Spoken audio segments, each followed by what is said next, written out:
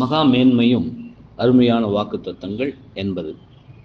கர்த்தர் உன்னை எல்லா தீங்குக்கும் விலக்கி காப்பார், அவர் உன் ஆத்துமாவை காப்பார். சங்கீதம் 121:7.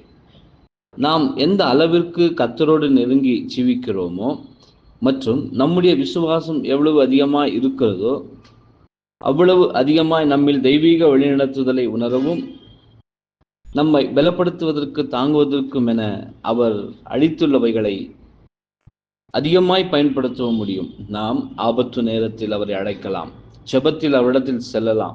மேலும் அவர் மேல் தங்களுடைய விசுவாசத்தை வைத்து அவர் நியமித்த பாதை நடப்பதற்கு உண்மையாய் நாடும் எவரையும் அவர் ஒருபோதும் கைவிடுவதில்லை.